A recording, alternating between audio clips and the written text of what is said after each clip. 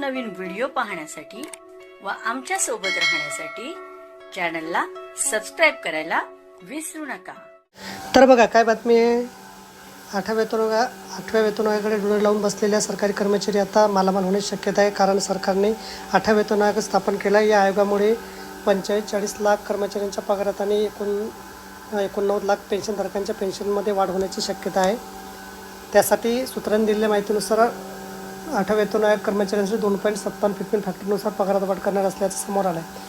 मात्र fitment factor कसा मोजला जातो पाहूया। एखाद्या कर्मचाऱ्याला जुना बेसिक पगार 2.57% गुणल्यानंतर येणारा उत्तर हा नवा पगार असतो। म्हणजेच एखाद्या कर्मचाऱ्याचा बेसिक पगार हा 18,000 रुपये असेल तर 8व्या वेतन आयोगानुसार पगार 46,200 रुपये इतका होण्याची शक्यता आहे।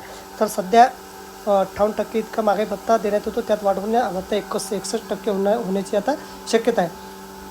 खरं तर कर्मचाऱ्यांच्या पगारात 10-20 नाही तर आता 257% इतके वाढवण्याची शक्यता आहे। त्यामुळे कर्मचाऱ्यांसाठी फक्त पगार वाढच नाही तर जानेवारी ते मार्चचा 3 महिन्याचा पगाराचा फरक देण्यात येणार आहे। त्यामुळे राज्य सरकारी कर्मचाऱ्यांसाठी अत्यंत महत्त्वाची बातमी समजली जाते। बघा व्हिडिओ समजला असेल, आवडला असेल लाईक करा, शेअर करायला विसरू नका। धन्यवाद।